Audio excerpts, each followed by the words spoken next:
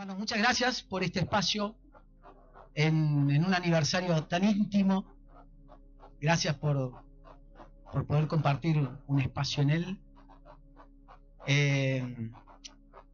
Hubiéramos venido en familia, pero Mel, Mariel, mi esposa y las chicas están en la iglesia Barrio Crisol,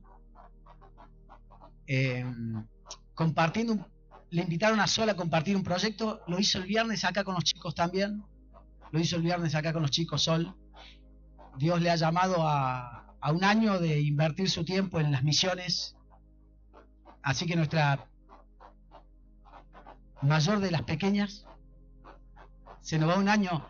Te puedo pedir que pongas la imagen porque fue fuerte para mí del océano. Del océano, para simplemente compartir algo de la imagen de las canciones. Y una de las canciones primera decía no se me viene la letra, pero que las naciones oirán, todos adorarán y todos oirán. Y bueno, Dios ha puesto eso en el corazón de Sol. Si es posible, chicos, si no, no importa, sino que me fue muy gráfico a mí y quería simplemente ilustrarlo con lo mismo. Sol va a estar un año en el barco Logos Hop. Y yo estaba sentado cantando y claro, uno ya quiere hacerse fuerte, ¿no? Entonces pasó el momento cuando ella ya compartió a la familia esto que Dios había puesto en su corazón hace varios años atrás. Cuando de adolescente visitó el barco, pudimos visitarlo cuando estaba en Buenos Aires, y me la imaginé a Sol. Si bien no la voy a ver cuando despegue, porque ella tiene que ir hasta donde está el barco para subirse en el momento que le toca subirse, pero me imaginaba viéndola perdiéndose en el océano, ¿no? Porque tiene que cruzar el Atlántico. Pero con un propósito, y lo tiene muy firme. Y es que toda lengua y toda nación conozca del amor de Dios. Y el barco Logos Hop, su fundador, tuvo eso en el corazón. Que el océano deje de ser un impedimento, sino que sea un puente para llevar el evangelio. Y por eso este ministerio, de los tantos que se puede hacer como misiones, que a veces parece tan distante, y hoy lo tenemos en casa, y pudiera estar en la casa de alguien más de lo que esté aquí, este u otro, este o cualquier otro. Bueno, por eso es que estoy solo en esta mañana. Mel y las chicas están en la iglesia en Barrio Crisol en este momento, en este tiempo, estarán terminando compartiendo de esto. Teníamos un fin de semana agitadito, veníamos de unos par de fines de semana agitados, y cuando llega la invitación, naturalmente yo con mucha claridad y firmeza hubiera dicho que no, porque entendía que ya hubiese sido una sobrecarga. Anoche se casó una sobrina directa de Mel, la hija de su hermana, así que hace un par de horitas estaba por acá cerca, hermano, sí. Y yo decía, ay, si en un par de horas ya tengo que estar, voy y me duermo en la puerta. Pero bueno, no era posible eso. Pero sabiendo que iba a ser un fin de semana agitado, pero ¿por qué lo cuento?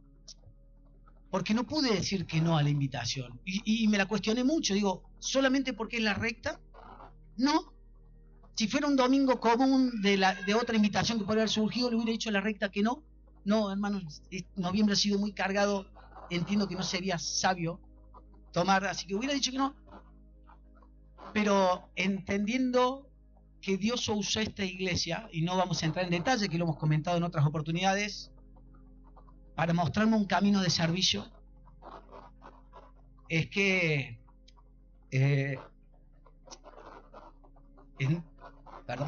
entendí que no podía decir que no, que sabía que aunque fuera un fin de semana complicado, el Señor me pedía que le dijera que sí.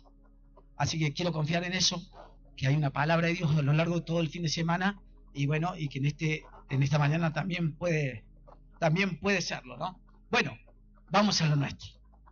Oramos, ¿sí? Padre que estás en el cielo, te agradecemos, Señor, el tiempo que nos has permitido vivir como hijos en tu presencia, en tu casa, Señor.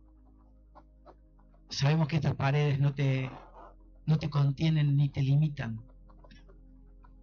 Señor, sabemos que estamos ante el eterno y soberano Dios vivo. Y Señor, en esta hora queremos todos aprender y escuchar de tu voz y aplicar tu palabra, Señor, algo de todos los días, que es la familia. Guíanos, Señor, y que podamos realmente obedecer tu voz. No es fácil muchas veces venimos, Señor, con la vida golpeada, pero enséñanos a ser sensibles, a confiar en tu palabra, Señor, a confiar en tu palabra que no cambia, que es una base sólida y firme para que podamos tomar decisiones. Señor, cuando las emociones y cuando tantos pensamientos vengan a querer tambalear nuestra barca, Señor, que el sustento, Señor, sea tu palabra. Susténtame con tu palabra, como decía el salmista. Señor, nos ponemos en tus manos para oír tu voz en esta hora. Ayúdame a ser útil. Oramos en el nombre de Jesús. Amén. Bien, la primera imagen. ¿Quién está? ¿El Juli? ¿No? Bien. El Lili. Uy, perdón, no veo. Hermanos, en esta mañana no lo escribí porque digo una imagen vale más que 1000 palabras y vamos a hablar, seguramente ya lo han escuchado, la unidad de la familia. Es el subtema que nos toca dentro de este tema de la unidad. La unidad de la familia, la que sigue. Y yo digo, es la foto que todos queremos subir al estado de WhatsApp, ¿o no? ¿Sí? Nos vamos de vacaciones y todos queremos que otros puedan apreciar lo lindo que hemos vivido. Pero ciertamente no es fácil en la sociedad de hoy poder sostener esta foto muchas veces en el estado del WhatsApp, en el portarretrato de casa y a veces incluso hasta en el corazón. No es fácil, ¿no? Tengo unas cosas para leer. Divorcio sin razones, fácil, rápido y en aumento constante. Hoy no necesitan el consentimiento de ambas partes, no, una de las partes lo pide y un juez baja el martillo y ya está. Divorcios apresurados, con liviandad. La eliminación del sentido real de la ceremonia de bodas. Ayer estuve en una boda, por la gracia de Dios, en la boda de 2 jóvenes cristianos, mi sobrina y su esposo. Y lamentablemente alguien del público hizo una expresión como diciendo, bueno, cuando pase este circo ya vamos a comer. Y es que es la mirada de la sociedad. Lamentablemente, a lo mejor sin decir semejante palabra, muchas veces la idea de alguien que no está firme en la fe, decir, che, pero la verdad que el casamiento, cuánta complicación, ¿no? Formar una familia, mantener hijos, tener que trabajar todos los días. Sí, fue así siempre. Fue así siempre. ¿Por qué lo queremos cambiar? ¿Por qué renegamos de lo que es natural? Chicos, si se van a casar, la van a tener que transpirar. No hay otra. No hay otra. Y está bien que así sea. Y está bien que así sea. Marquitos, ¿27?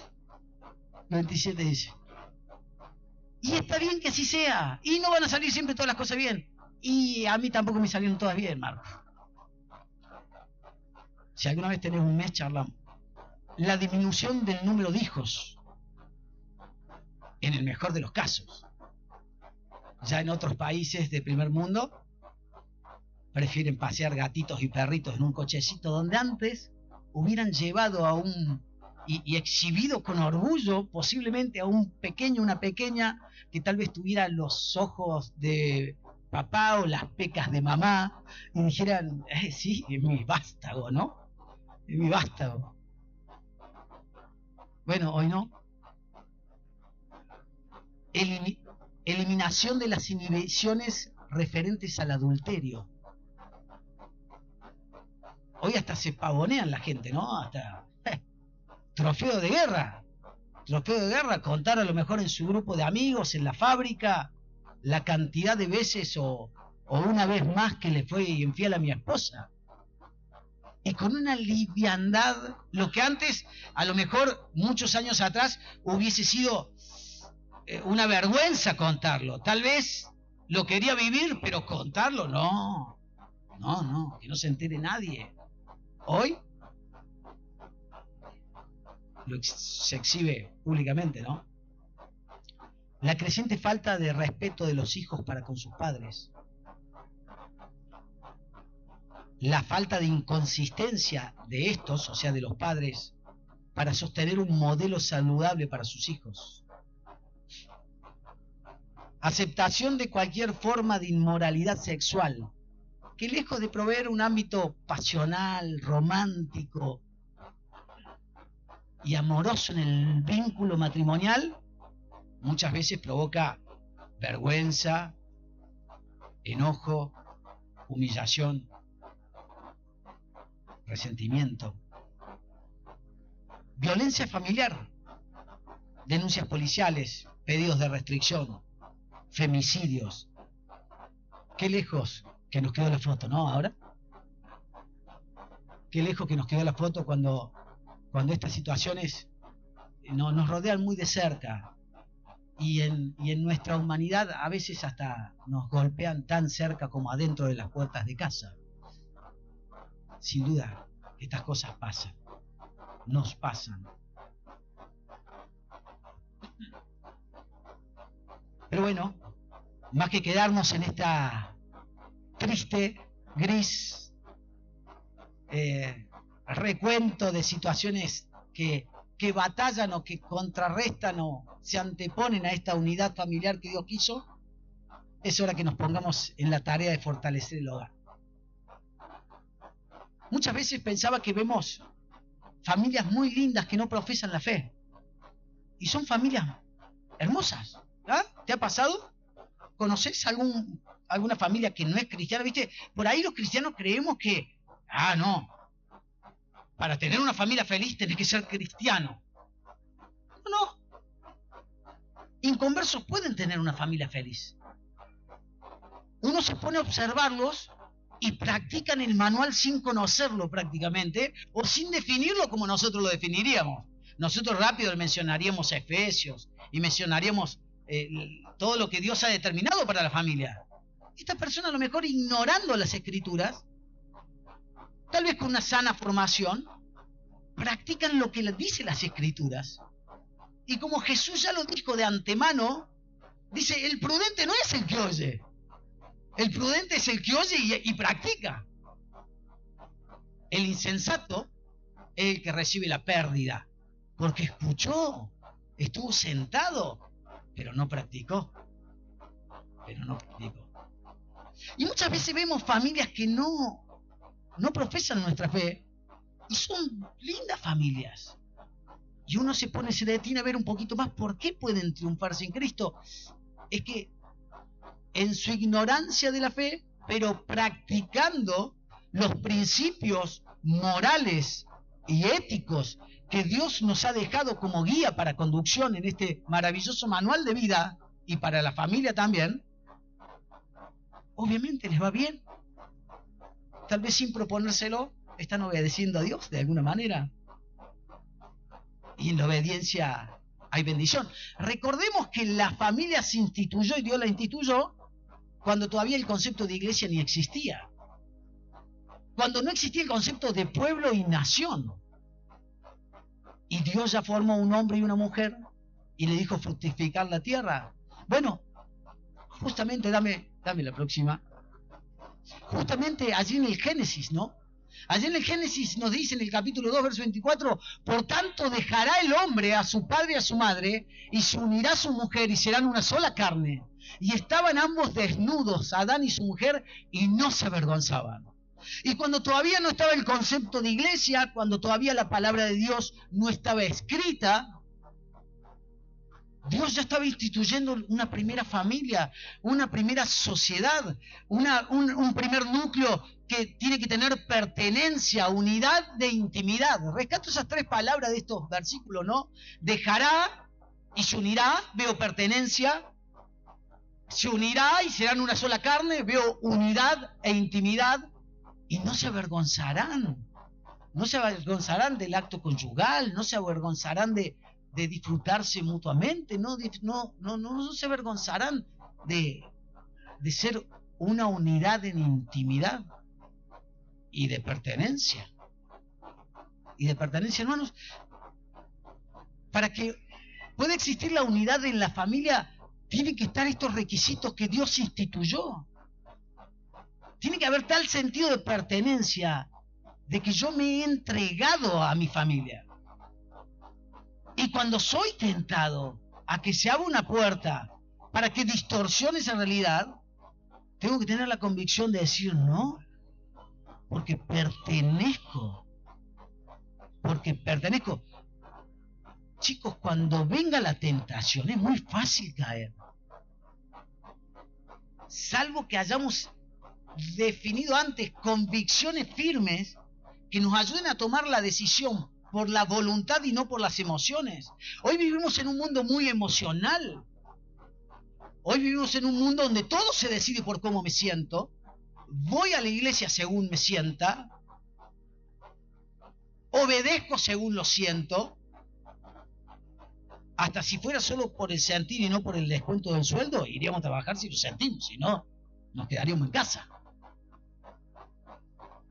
Pero tenemos que tener convicciones, pertenencia. Esta unidad que Dios instituyó, que Dios bendijo y que está en el corazón de Dios, que lo que Dios unió no lo separe el hombre. Dame la próxima.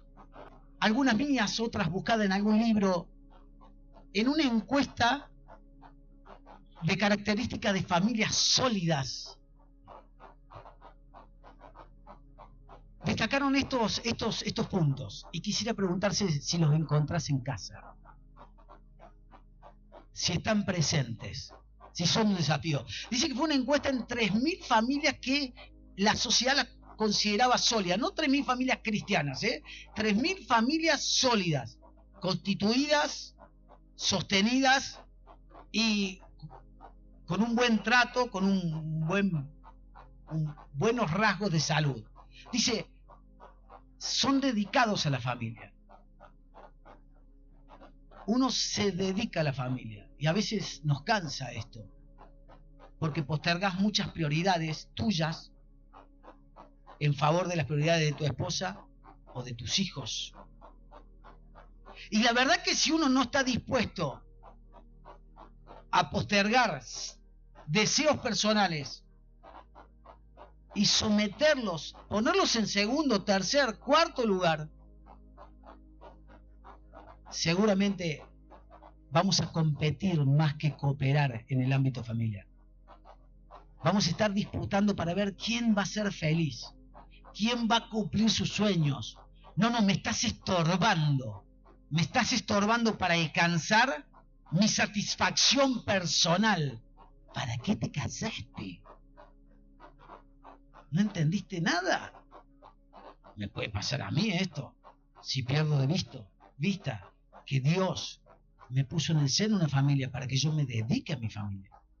Dice, pasan tiempo juntos, esos tiempos de calidad necesarios. No hay una familia sólida si no aprenden a separar tiempo. Hoy yo tengo mis hijas que están en el momento de donde, y yo también lo viví y las entiendo, donde la vida de la amistad es lo más importante. Entonces, si no le pusiéramos un poco de freno, vivirían fuera de casa. Se me va un año. Fue egoísta, no consideró el corazón de papá. Entonces, el obligarse a pasar tiempo juntos, tienen buena comunicación, se expresan mutuamente aprecio. ¿Cuánto nos cuesta a la mayoría, a algunos no, dar un abrazo, una caricia? Y a veces está claro que amamos a nuestra familia.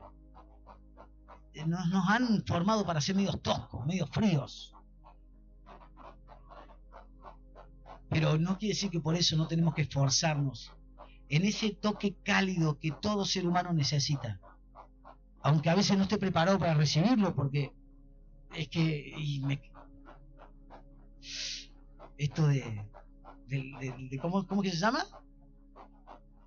¿Ah? Las barreras no. Espacio personal. Sí. Capaces de resolver problemas en situaciones de crisis. Capaces de sentarse a resolver problemas en situaciones de crisis. La muerte de un ser querido, la pérdida del trabajo.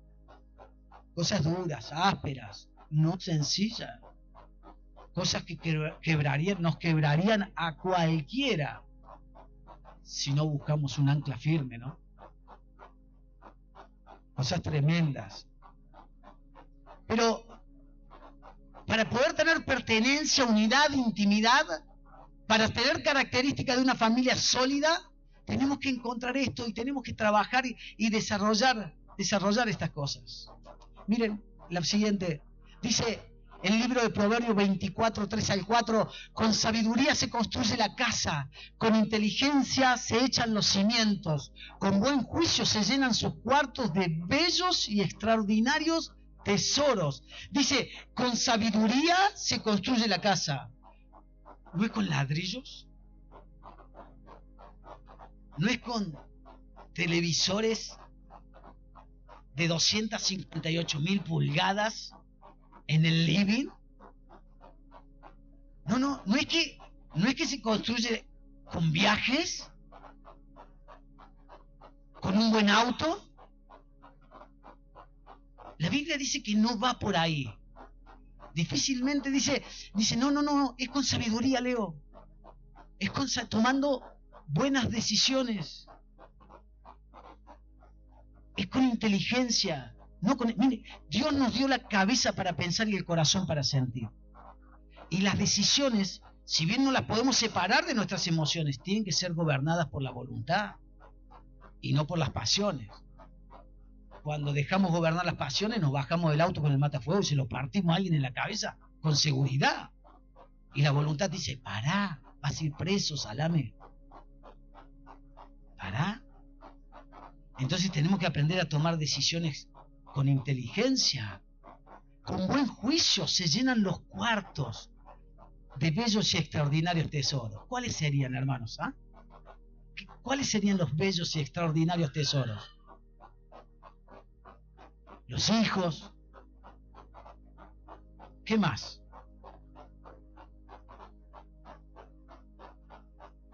Un buen consejo es un gran tesoro. Recibir un buen consejo oportuno puede ayudarle a un hijo a no meter la pata, ¿cierto? Recuerdos extraordinarios de unas lindas vacaciones en carpa a la orilla del río Saldán. O en el Caribe si pudiste, ¿por qué no? Pero llenar los cuartos de bellos y extraordinarios tesoros. Es que en el manual vamos encontrando, dice la siguiente, dice el libro de Deuteronomio, cuando Dios le está indicando a Moisés lo que tiene que indicar al pueblo, dice, ahora pues, oh Israel, oye los estatutos y decretos que yo os enseño, para que los ejecutéis, para que los practiquéis, para que los desarrolléis, para que los vivas. Y vivas y entres a poseer la tierra que Jehová, el Dios de vuestros padres, os da. Por tanto, guárdate, cuidado, guarda tu alma con diligencia, para que no te olvides de las cosas que tus ojos han visto, ni se aparten de tu corazón todos los días de tu vida. Antes bien, las enseñarás a tus hijos y a los hijos de tus hijos. Hermanos, Dios nos ha dado esta responsabilidad a los padres de dedicar tiempo para transmitir, muchas veces sentados en la mesa, muchas veces solamente en una charla de 5 minutos, en un buen consejo respaldado por la palabra de Dios.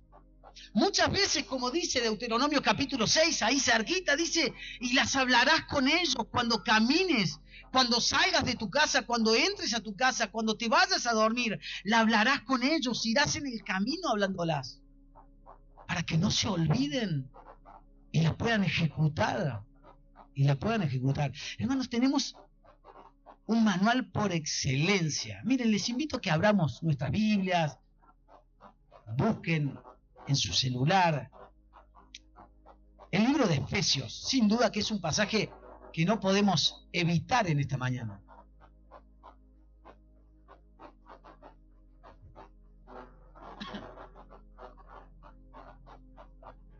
traigo a modo de repaso, nada nuevo bajo el sol, pero que a medida que lo vayamos leyendo, podremos ir haciendo como hacemos con las figuritas, sí la, no la, sí la, la tengo, no la tengo. Bueno, y que pudiéramos tal vez llevarnos estas tareitas con aquellas cosas que encontremos que no la estamos teniendo, que no la estamos practicando. Efesios capítulo 5.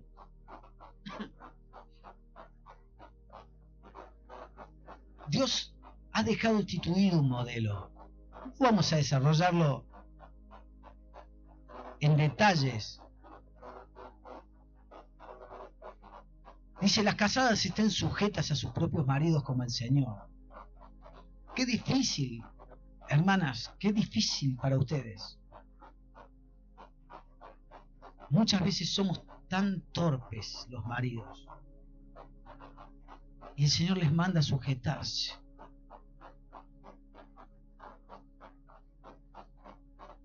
Si invitara a pedir perdón, seguramente pasaríamos todos, ¿no?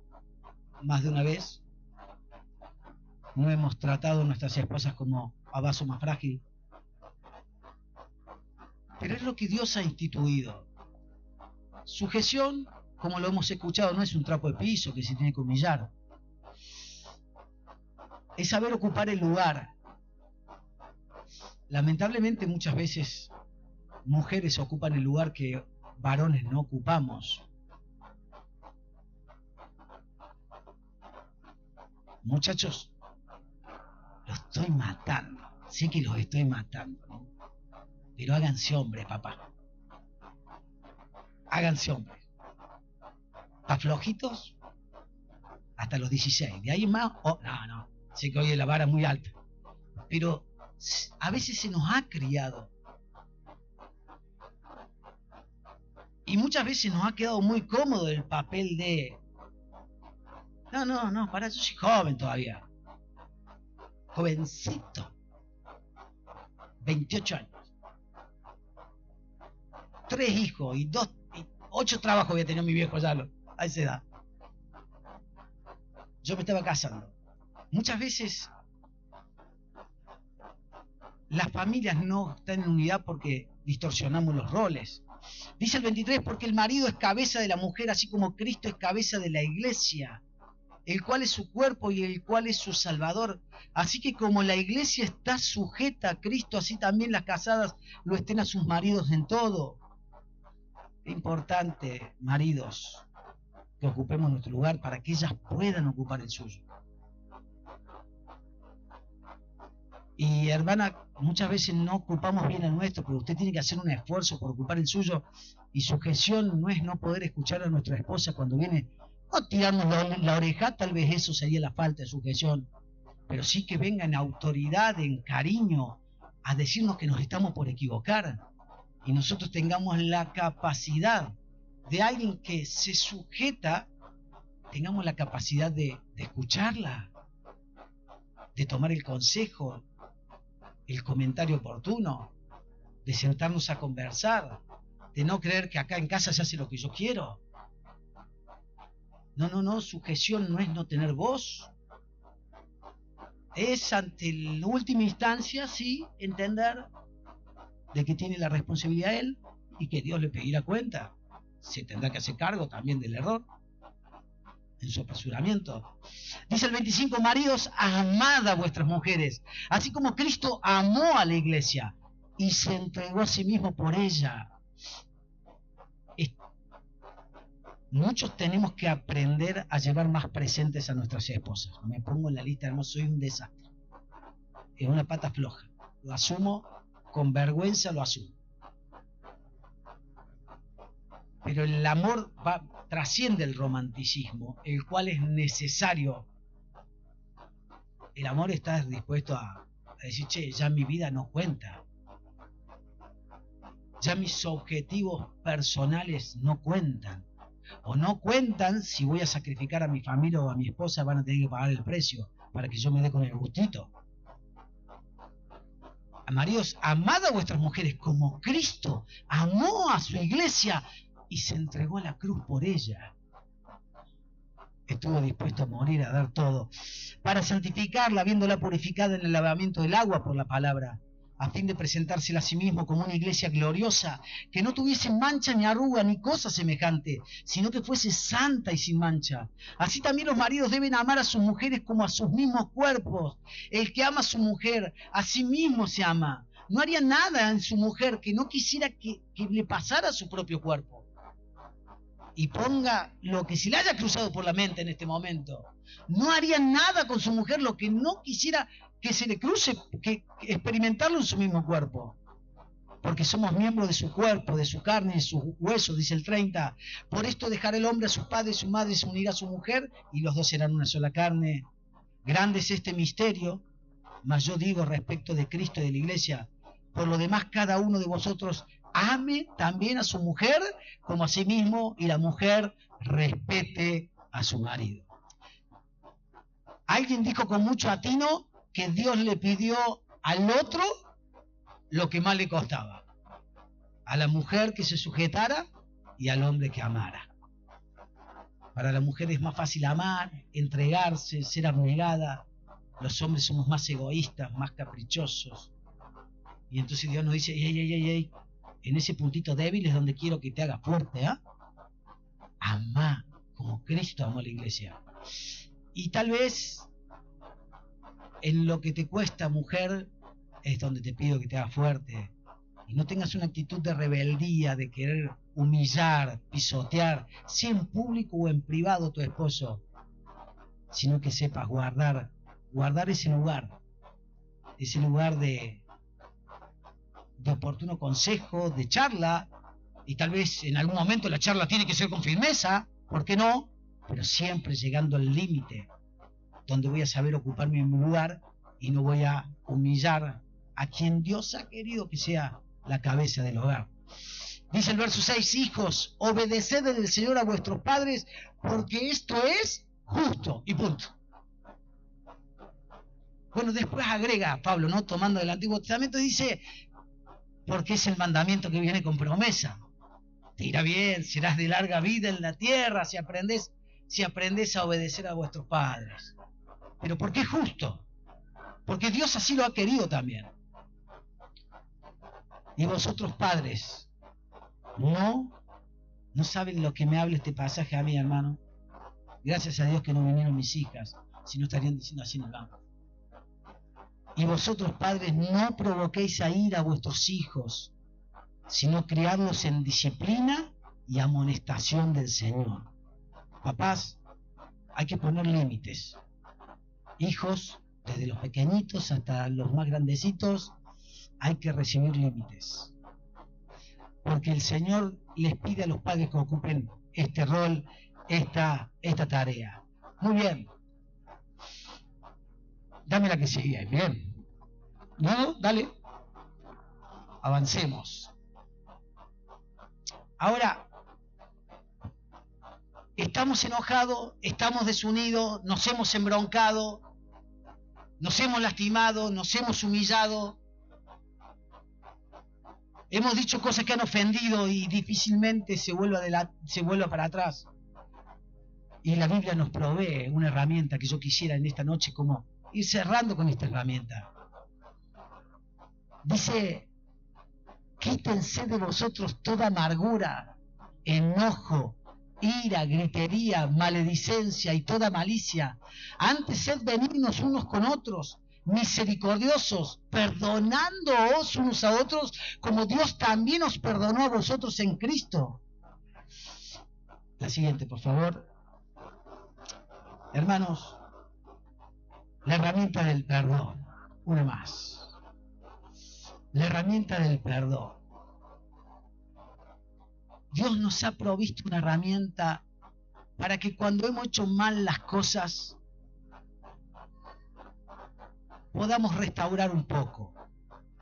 Y podamos restaurar totalmente. Tal vez se empiece con un poco. Pero Dios promete que en un verdadero perdón hay restauración. Y seguramente, mire, usted es un ser humano. Y a considerarlo por su semejante seguramente se ha equivocado muchas veces. Y muchas veces hemos lastimado y no hemos ocupado nuestro rol. o no hemos tratado bien a nuestros hijos. Y tal vez, hijo, has ofendido a tu padre, le has faltado el respeto. No sé qué cosas se te están viniendo a la mente, pero hay una herramienta que Dios nos ha provisto a los seres humanos y que debemos aplicarlo esencialmente en el ámbito de la familia. Y es el saber pedir perdón. ¿Cuánto nos cuesta pedir perdón después de que hemos largado una frase que lastimó tanto, ¿no? Que humilló tanto, que dolió tanto? Pero si no llegamos a experimentar el perdón, ese dolor, esa lastimadura, va a quedar con una herida profunda. Hasta que no haya un genuino perdón, la vamos a arrastrar. ¿De qué unidad de familia me hablas? Si cuando me acuesto en la cama con mi esposa, lo único que quiero darle es la espalda. O viceversa. Hermanos, el perdón no toma revancha. El libro de Romanos capítulo 12, verso 21 dice, no paguen a nadie mal con mal, sino paguen con bien el mal. ¡Qué difícil! Pero el perdón que hemos experimentado de Dios y por el cual somos llamados hijos de Dios, y hemos experimentado esa gracia de Dios, ese perdón nos lleva a no tomar revancha, a estar dispuestos a perdonar. ¿Cuántas veces, Pedro? 70 veces 7, y no se va a acabar esto mientras estemos en esta tierra, mientras estemos en familia, mientras compartamos un techo, mientras más de una vez el dinero no alcance y nuestros nervios estén a flor de piel, o cuando los deseos y las emociones personales quieran conquistar al bien común, al bien familiar. Mientras existan estas cosas, más de una vez nos vamos a equivocar. Y si no aprovechamos la herramienta del perdón, del pedir perdón y del extender perdón, un perdón genuino, un perdón honesto, sincero, que no toma revancha, que dice no quiero perdonar, pero debo perdonar. El perdón libera de la culpa. Dice que la sangre de Cristo nos ha liberado de la culpa del pecado. La culpa me condena, la culpa me hace culpable, hay un veredicto. Y Cristo me perdonó de una manera, como veíamos antes, así como Cristo os perdonó, perdonen ustedes también a sus esposas, a sus esposos, a sus hijos, a tus papás. Perdonalos, libralos de la culpa, porque si vas a decir, bueno, viejo, te perdono, y a la semana siguiente le vas a estar echando en cara de nuevo. No lo has librado de la culpa, no has perdonado como Cristo te pide que perdones. Yo sé que es más fácil hablar del perdón que experimentar el perdón, el pedir perdón. Es mucho más fácil. Sé que en este momento para mí es sencillísimo hablarlo. Pero hermanos, si hemos de llamarnos cristianos, seguidores de Jesús, sus discípulos, si realmente hemos de experimentar vida espiritual y no una fría religión, es la vara que tenemos alta, alta. Pero dice, perdónense, libren de la culpa. El perdón restaura las relaciones. El perdón restaura las relaciones. ¿No es lo que Dios hizo con nosotros? Justificados pues por la fe, tenemos paz para con Dios. Tenemos paz para con Dios. ¿No es lo que ha hecho el perdón en nuestra vida? Dame la siguiente. Mira, no, deja, llega la última, no me acordaba. Volvé atrás. Hermanos, una lecturita rápida para terminar. Primera Pedro, capítulo 2. Y mientras busca ahí Primera Pedro, capítulo 2, cuando estaba pensando en esto del perdón para restaurar la unidad familiar si se ha roto, para sostenerla cuando vaya sufriendo en el camino el desgaste casi inevitable de las chispas que sacamos, del cansancio cuando llegamos, de las preocupaciones que arrastramos de la sociedad hacia casa y las volcamos injustamente en quien no deberíamos muchas veces. Mientras busca eso, pensaba en la unidad familiar y cómo afecta el amor y el perdón, y el Señor trajo a mi mente la familia de José, allí en la antigüedad, en Génesis. Y cuando José, habiendo sido tan maltratado por su familia, habiendo sido vendido, habiendo sido humillado, despreciado, habiendo sido ultrajado, después todo lo que tuvo que vivir en Egipto. Y José entendió de que el único camino que tenía para restaurar su unidad familiar era confiar en el plan de Dios y extender el perdón a sus hermanos. ¿No me enviasteis vosotros a mí? Estén tranquilos, los perdono. Dios quiso esto de alguna manera. Eran desgraciaditos, eso no los quitaba, ¿no? Dios aprovechó esa situación para cumplir su plan en la vida de José y en la vida de Israel. Pero José entendió que la única manera que él podía ser libre, libre de opresión, de bronca, de amargura en el corazón, la única manera de poder estar liviano en la vida era extendiendo el perdón que el otro no se merecía. Y eso es lo que ha hecho Dios con nosotros, nos ha extendido un perdón que no nos merecemos y ahora nos manda a extender a nuestra familia y a restaurar nuestras relaciones y a librar de la culpa y a no pagar con las mismas monedas, no tomar revancha. Y nos dice, perdonen de la misma manera que Cristo los perdonó. Terminamos leyendo esta porción maravillosa de 1 Pedro capítulo 2. Porque ¿saben qué? No solamente Cristo nos dio este mandamiento, lo modeló. Dice el verso 21 de 1 Pedro capítulo 2, desde el 19, hermanos, perdón, porque esto merece aprobación. Si alguno a causa de conciencia delante de Dios sufre molestias padeciendo injustamente, entiende que arranca dando por sentado que usted va a tener que perdonar, siendo que usted es la víctima en esta situación. Ha sido la víctima de un maltrato de su esposo, ha sido la víctima de un maltrato de su esposa, ha sido la víctima de un desatino de tus padres, ha sido la víctima de un infortunio de tu hijo. Y dice, si alguno sufre molestias padeciendo injustamente, pues qué gloria es si pecando sois abofetados y lo soportáis, mas si haciendo lo bueno sufrís y lo soportáis, esto ciertamente es aprobado delante de Dios. Pues para esto fuisteis llamados, porque también Cristo Jesús padeció por nosotros, dejándonos ejemplo para que sigáis sus pisadas, el cual no hizo pecado ni se halló engaño en su boca, quien cuando lo maldecían, y posiblemente yo pensaba, ¿cuántas familias han experimentado esto? La maldición en el seno del hogar. Porque aquel pasaje está pensando para toda situación. Y yo quiero traértelo hoy a tu familia, porque posiblemente tu esposo, tu esposa, tus hijos, o vos como padre, alguna vez te hayas equivocado y de alguna manera hayas maldecido a quien no se lo merecía.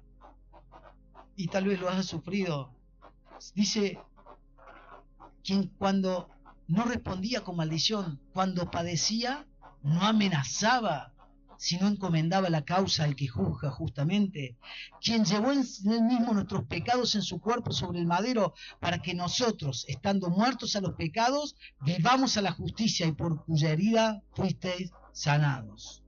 El perdón, hermanos, el perdón que Cristo nos manda a ofrecer, es el perdón que Él nos ofreció. Es el que Él ejemplificó, modeló, hasta llegar a la muerte y muerte de cruz. Es el que le dijo a Pedro alguna vez, cuando estaba tan avergonzado por haberse confundido: Pedro, ¿me amas? Yo estoy dispuesto a restaurarte, Pedro. ¿Me vas a permitir hacerlo? Pedro, ¿me amas? Metiste la plata hasta el cuello, Pedrito. Te equivocaste, me has ofendido. ¿Pero me amas? Y me imagino que esta situación más de una vez se tendría que dar en el seno del hogar. ¿Me amas? ¿Me amas? Hermanos, el perdón es lo que puede sostener la unidad familiar. Nadie que no cumpla con los estatutos que Dios dejó como manual Leímos rápidamente los roles que conocemos. Todas estas cosas que contribuyen a que haya familias unidas, familias sólidas, que hagan sociedades más justas e iglesias mejores. El conjunto de familias que experimenten estas situaciones, estas realidades, y que sepan usar la única herramienta, o las dos únicas si las ponemos en conjunción, el amor y el perdón, que van de la mano. Es imposible decir que amo a mi hermano y no estoy dispuesto a perdonarlo, dice la palabra. No digas que amas a tu hermano si no vas a estar dispuesto a perdonarlo. No conoces lo que es el amor. Llévalo al ámbito de la familia. Estaremos dispuestos no solamente a recibir el perdón o a ofrecerlo, sino también a recibirlo. Estaremos dispuestos de sacar a la revancha de la lista de nuestros deseos, de esos deseos de cobrar justicia por lo que me dijo, por lo que me hizo o por lo que no hizo.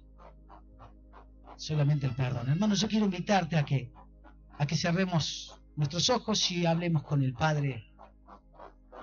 Y en este mensaje sencillo, común, pero que era Dios oportuno, si es que hubiera entre nosotros relaciones que al estar distorsionadas no están proveyendo esa unidad familiar que debería existir en nuestros hogares como cristianos, que puedas hablar con Dios allí donde estás primero, pero que puedas tomar el dificilísimo desafío, pero inevitable camino para la restauración, de que cuando nos vayamos a este lugar, tal vez tengamos que pasar tiempo con nuestra esposa, un cafecito en una panadería, donde a lo mejor nos inhibamos y no nos gritemos, y sea más fácil el diálogo. Hay mucho público, pero allí en la mesita podemos cantarnos las justas, las que necesitamos, sin levantar tanto la voz para no pasar vergüenza. Y en ese hablar apaciguo se cumple lo que dice Proverbio, que la blanda respuesta quita la ira, la palabra áspera hace subir el furor. Y empezamos a tomar y usar herramientas que nos ayuden a lograr esa unidad familiar que Dios ha determinado para sus hijos, para el ser humano en general, no solo para los cristianos, para las familias, que Él constituyó cuando todavía la iglesia no estaba anunciada. Dios ama a las familias, Dios bendice las familias, aquellas familias que cumplen su plan aún en su ignorancia porque no siguen a Dios. ¿Estarás dispuesto a buscar a tu hijo, a buscar a tu viejo y tal vez pedir alguna disculpa que hace rato tendría que haber salido de tu boca, de tu corazón? Porque si no, este será otra vez un mensaje repetido de lo que sabemos que tenemos que hacer, pero que no lo hacemos. Si supieras cómo me estoy hablando a mí mismo, cuánto necesitamos ser moldeados por el consejo de Dios. Padre que estás en el cielo, Señor, en esta hora, en esta mañana, Señor, bendecimos tu palabra, porque tu palabra nos bendice, Señor. Ayuda a cada hermano en la situación que está, Señor. Muchos tal vez llegan en situaciones donde ya se ha roto el vínculo. Y habrá que trabajar desde ese lugar para obtener el mejor resultado posible, Señor. Muchos han llegado a la iglesia, Señor, ya de grandes y su familia no los acompaña en la fe. Señor, gracias por la iglesia, porque se transforma en una familia de contención, una caricia al alma, una palabra oportuna, un brazo donde llorar. Una persona que nos aconseja, nos disipula. Señor, gracias por aquellos hermanos que se ponen a la par de aquellas personas que vienen solos a la iglesia, que no los acompañan su familia, que no pueden experimentar esta unidad en el seno familiar, pero que encuentran en la iglesia esa familia sustituta de soporte, de aliento, de ánimo. Bendecí sus vidas también. Señor, te damos gracias. Y oramos en el nombre de Jesús, el autor y consumador de nuestra fe. Amén y amén.